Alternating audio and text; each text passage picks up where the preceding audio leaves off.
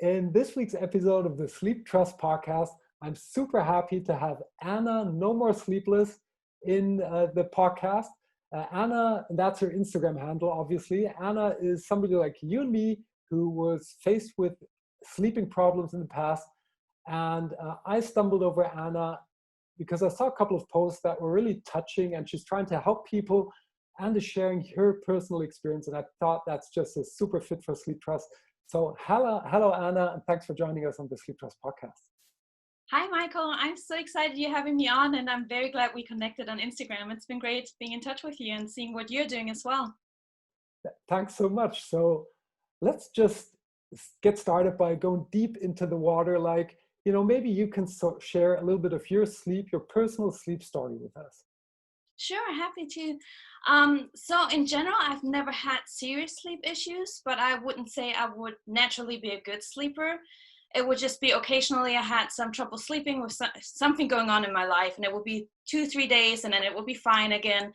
And so nothing too serious. I think when I was studying, I had several jobs, single mom and so on, so I wouldn't even think about sleep, and it was just natural. But it was just last year that all of a sudden I had some health issues that I had at the back of my mind, and I think that triggered some anxiety.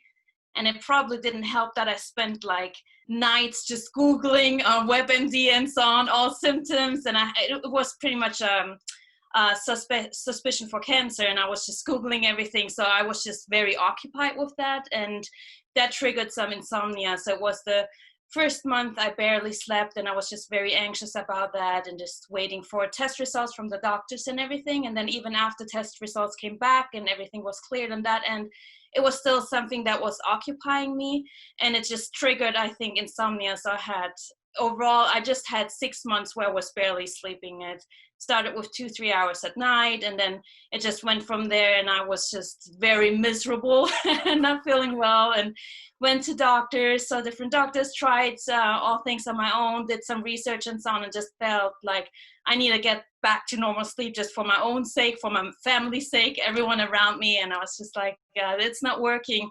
So I was just trying a lot of different things, trying to get back to normal sleep. And in that process, as I was doing a lot of research, I kept, looking up books and seeing reviews, and people were talking about dealing with insomnia for 19 years or anything similar. And I was thinking of my aunt that has a very busy job as a nurse, and she has 2 jobs, and she would be falling asleep on the sofa regularly. And I just kept thinking of all those people just struggling with it for so long, and it just touched me.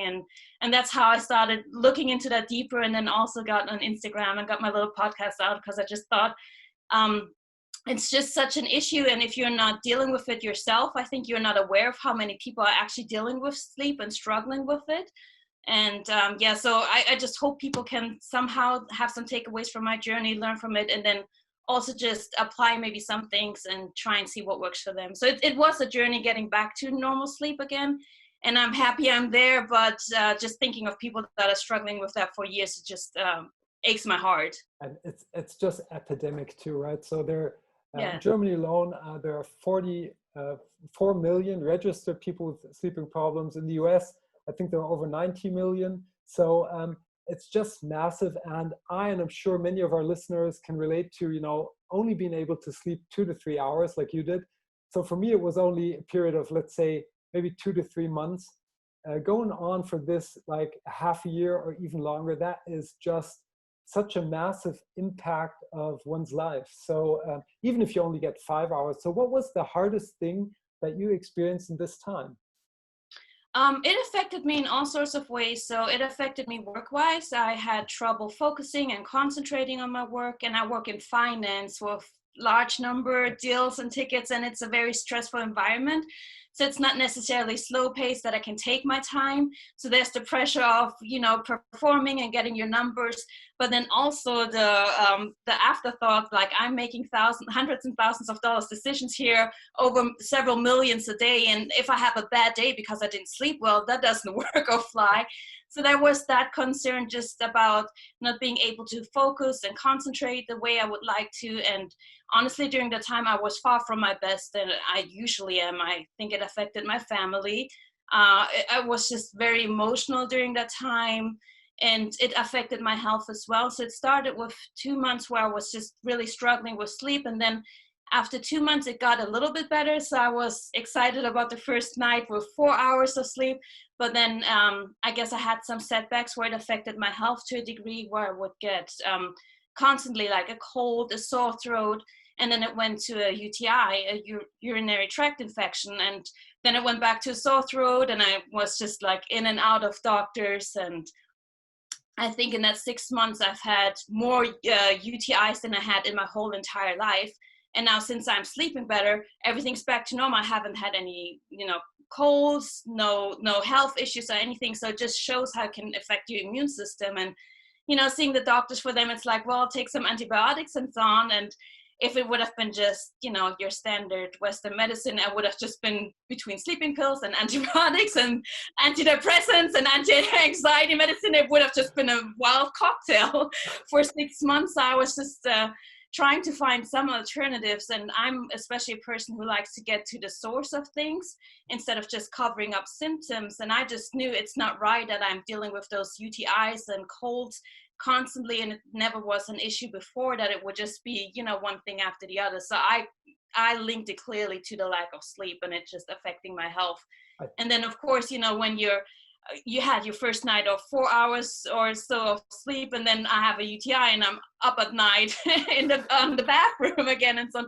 So that was a setback I had to just work through. And I've been struggling with migraines and so on for years. And then of course, the lack of sleep didn't help in that regard and so on. So it was just trying to manage all that, the additional health issues that came with it, and then still trying not to freak out about it too much and stress about it, just knowing like I'll get back to a better stage at some point was a little bit of a struggle. But I think I hope everyone can succeed, or at least better to sleep, and just not getting losing hope when you have some setbacks on that journey, and just trying to stay on it and try and see what works for you and keep doing that.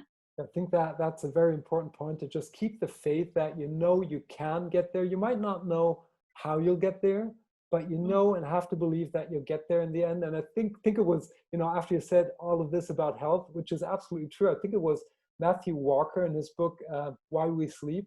He said, if people would be able to sell a pill that does so much for your health, like sleep does, you wouldn't be able to pay it. It would go like, donuts or whatever. So yeah, and if you don't get the sleep, the side effects are just horrible, right? Not only I can relate to that. In the time when I didn't sleep well, and it was a shorter period than it was for you, I teared off the bumper of my car twice, parking, and just due to the focus and concentration part. And I would say men are always in a good mood, but it's not true, obviously. So I wasn't in the best mood either when my wife came, and I knew this was going on. I was trying to keep calm and in a good mood, but in the end, sometimes it works and sometimes it just doesn't, because you're emotionally not balanced. Right. Yeah, it was a tough time. So it's good looking back now and knowing that's behind me. But just knowing other people struggling with that is just tough. And I kept saying, and I felt like I was a walking zombie during that time. You mentioned the car accidents or the bumpers you pulled off twice.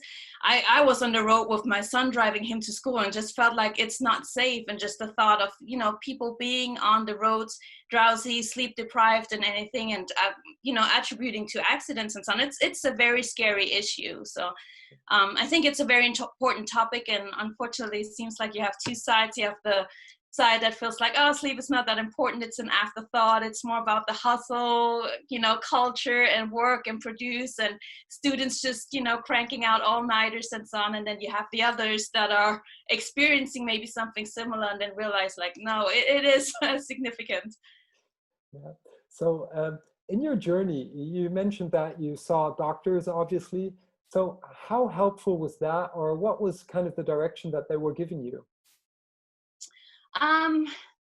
Well, so I think I just had, over all those years where I was struggling with chronic pain and some maybe not the best experience with doctors to start with. So a lot of times it seems more covering up symptoms.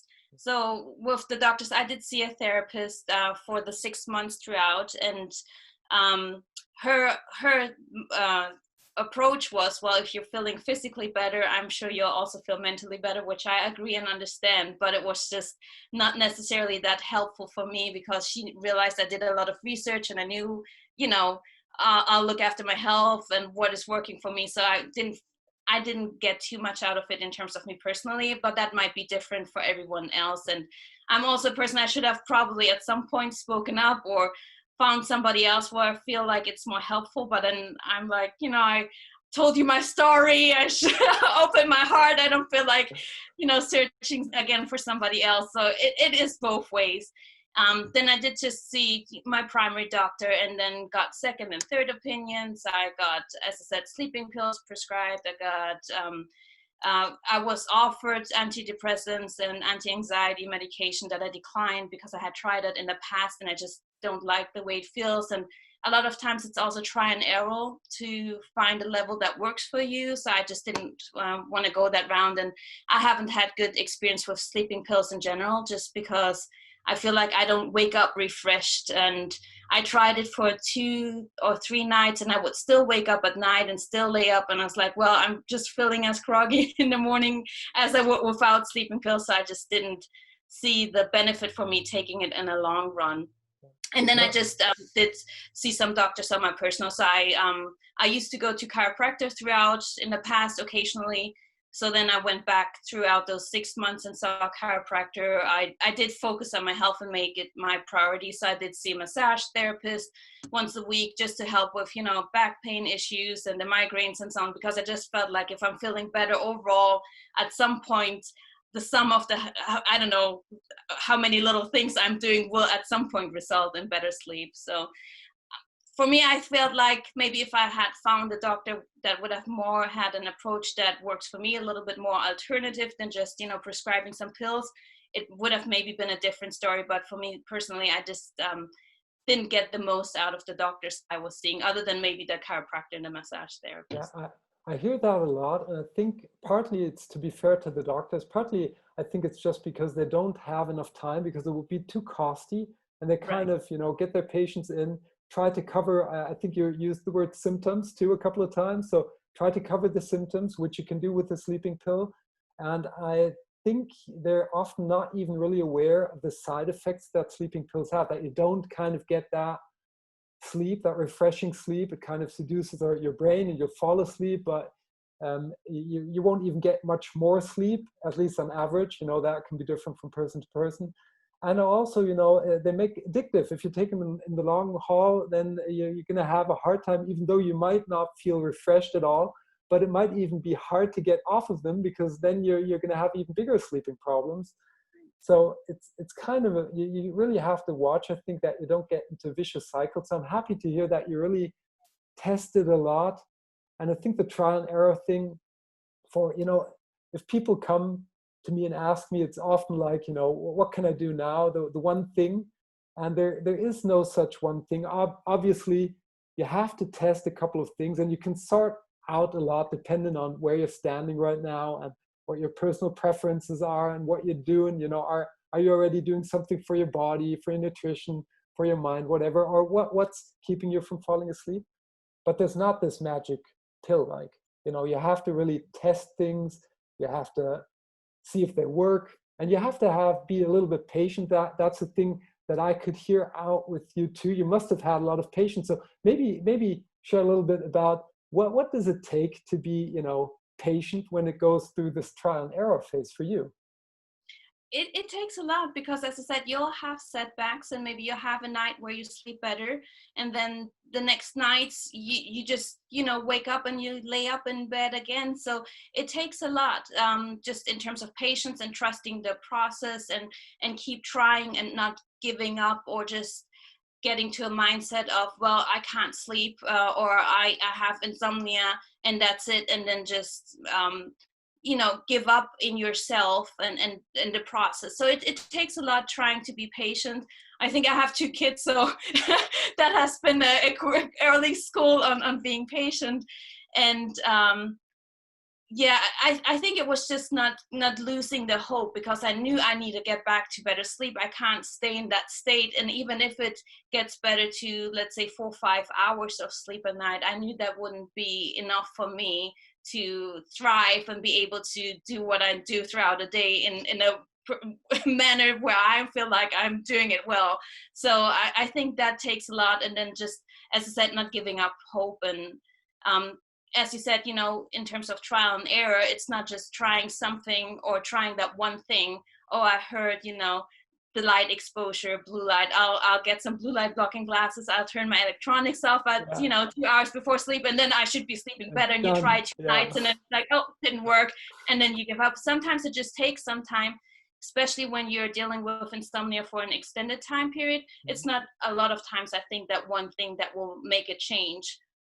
And if you can just get to a stage where you're feeling better physically and you keep trying, you'll see the benefits. And what I did is just acknowledge the small little improvements, like, oh, tonight it was four hours of sleep instead of just 2 hours, or I actually slept 3 hours of stretch without waking up once, and so on. And I didn't want to put too much focus on the sleep, just to not start stressing about it if it wasn't the 3 hours. But I did acknowledge, like, all right, this worked, and then maybe also reflect a little bit what was maybe different over the last couple of nights, what might have attributed to a little better sleep, and then try and stack on that and see if that would actually help.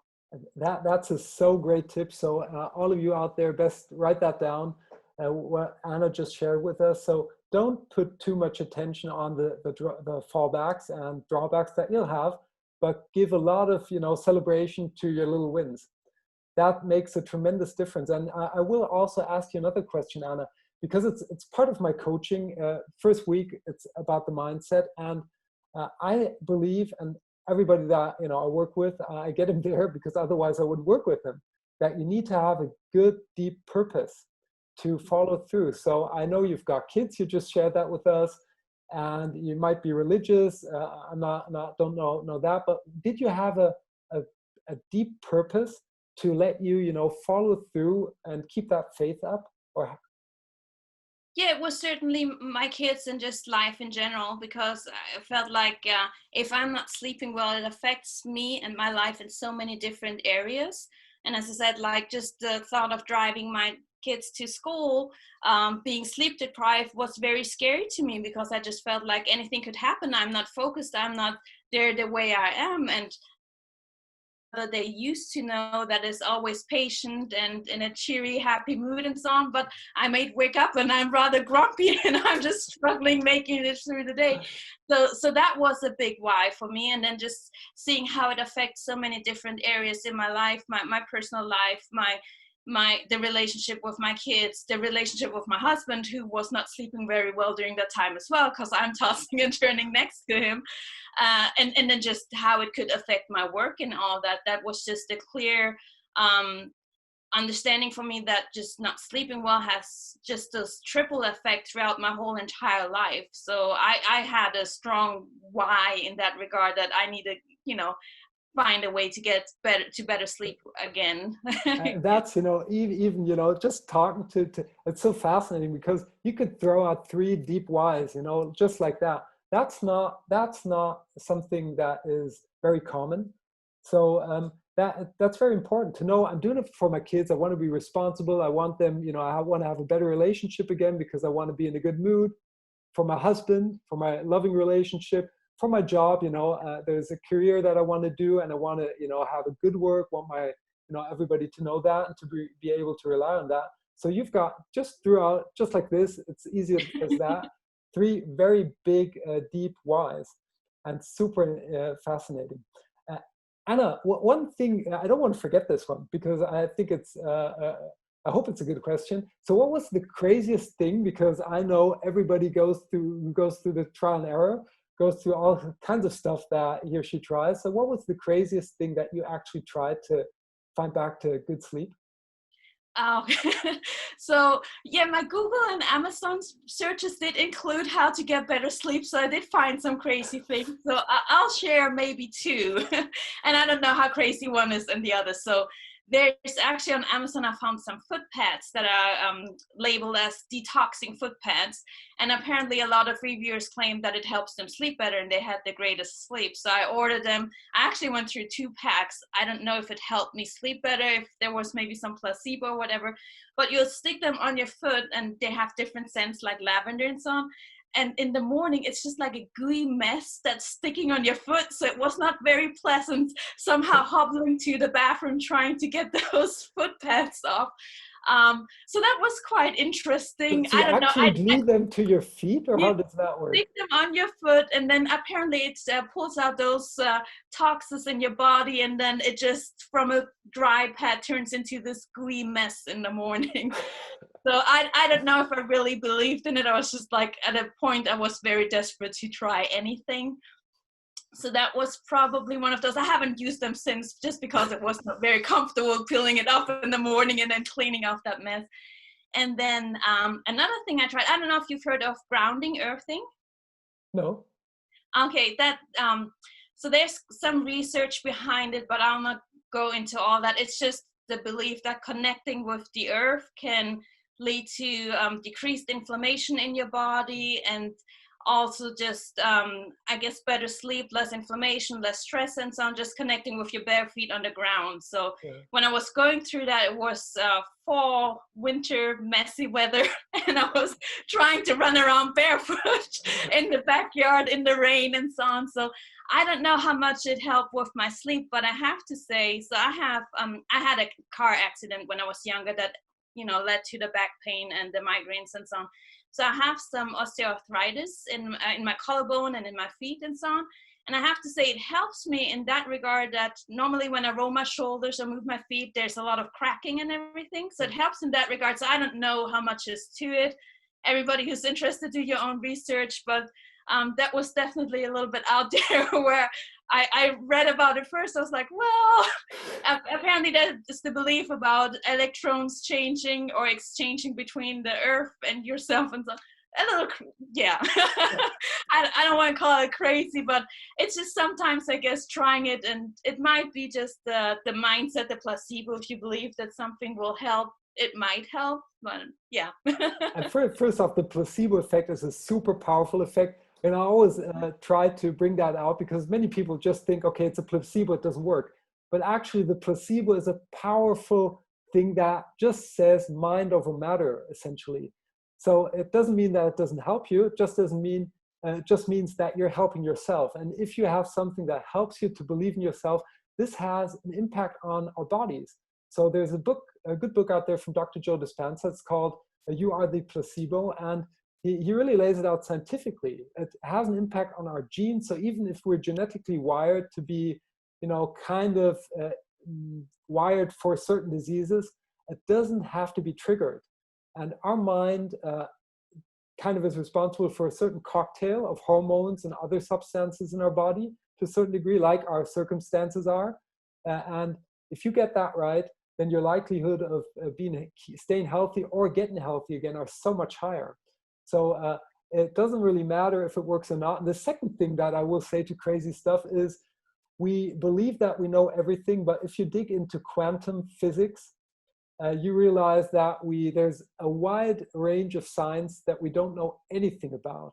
Yes. So I would not, be the one who says that can't work, because we do not understand how quantum physics function. And quantum physics is the level under atoms even. So it's a very fundamental thing. Who knows? Sometimes that might seem kind of esoteric too, but I don't care. I'll share it here anyway. So sometimes I think of a couple of people that I know that I'm very deep into, and I can literally tell you when we're thinking about each other, and I get a WhatsApp or something, or even the topic sometimes. So crazy stuff happens, and we can't explain everything. That's the only thing that I would say. And if it helps you, test everything. And the takeaway from what Anna shared again is, you have to be open. If you tried a lot of things and it didn't work, just test something else. And just because other people, 90% of people say it's not going to work, it doesn't mean it doesn't work for you. Right.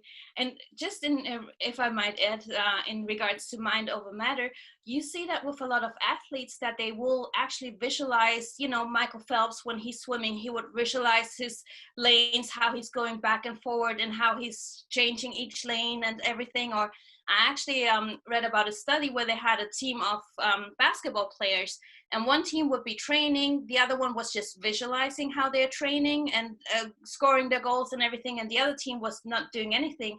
And the team that was visualizing actually playing on the court and training was doing almost as well as the team that was actually training on the court. So I think, as you said, the mind does play an important role. And something that I tried as well is just, laying in bed. I think a lot of times we just lay in bed and drift off at some point and we don't realize when we fall asleep.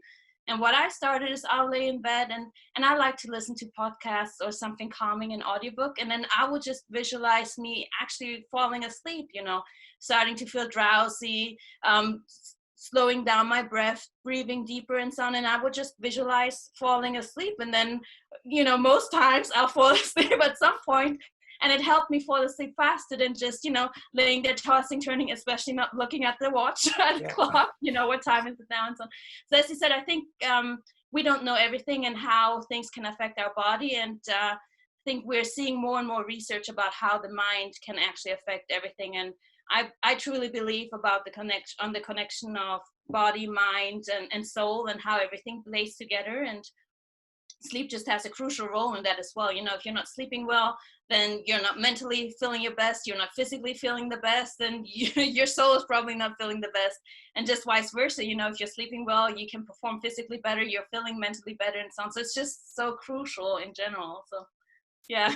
There are a lot of people out there. I used to do high performance coaching for business people, and a lot of them feel that sleeping is kind of a waste of time, and they try to sleep more effective, more efficient, and break down on that. And I think that's part of the problem too, that we have to appreciate that sleep is something important, like you said, that connects our body with our mind or soul, and that's just valuable. And we should enjoy that time and give ourselves that time and be worthy to take that time off, kind of. Yes. So Anna, what was, or maybe do you have a number one tip that you want to share kind of to close off this podcast? A number one tip that you would share with the listeners, what they should stick to or what helped you to get out of this sleeping dilemma? I think, so I could say, limit your light or make sure you get enough daylight throughout the day and so on. And I think there are a lot of valuable habits to that. So I did, work on that. I already 2 years prior quit caffeine and I don't drink alcohol typically in the evenings to relax or anything like that. So I think there's a lot in that regard that you can find that will affect your sleep. For me, mainly it was just making it a priority, making my health a priority during that time, and then just going with all that comes along. So for me, that meant less overtime. I actually had a time where I was reducing my hours and was just working part-time because I felt like I need to be in a better state first before I can commit to work and feel well and do my work and so on. So for me, committing to my health and to my sleep during that time just had different effects where I was just like, this is my priority. I might need to ask for help with family members if I wasn't feeling my best or anything like that, which I'm normally not quick to do. And just, seeing what I can do, like help in that regard was like, can somebody watch the kids so I can go and make sure I get to my chiropractor or massage therapist and so on. And for me, that was just probably the main focus, was just like, I'm focusing on my health right now, not necessarily just on my sleep, but health in general. And I believe with different habit changes, time outside in nature, looking after myself, making sure I have time to stretch, relax during the day and so on, I just believe that at some point I'll get the results and it will lead to me sleeping better again. And then a big one too is just trusting yourself that you can get back to sleeping well again, and not giving up halfway or anything, or just getting frustrated if you don't see results right away. So I'll wrap up all the most important things. You can add up to this if I forget anything. So first off, make health your priority. I think that's a super important thing, what you said. Make it to a priority and be consequent and do things that show that you're making it to a priority. Have a couple of good whys. If you have at least one, that's good. If you have 2 or 3 like Anna, that's better. Do trial and error. So don't expect anything to change just because you got out into the sun once, or got those blue light blocking glasses. Test things, be open to test things that other people might find to be crazy. Do that. And I think that's good. If you don't have anything to add. Great summary. Okay, so Anna, thank you so much for sharing your personal story and all those good tips with us today. I appreciate you having me on. That was really fun. And I hope some people out there can have some benefit out of it and just get that message of hope that they also, can trust themselves and get back to better sleep again. Yeah, so thanks so much for being here. All of you out there, if you want to see more content from Anna, check out Anna No More Sleepless at Instagram. I'm going to share the handle on in the show notes of this week's episode. And I hope you tune in, that you had enjoyed this week's episode, that you tune in next week. Don't really know which topic it's going to be, so it's going to be a little bit of a surprise. And until then, have a superb sleep. Bye. Goodbye.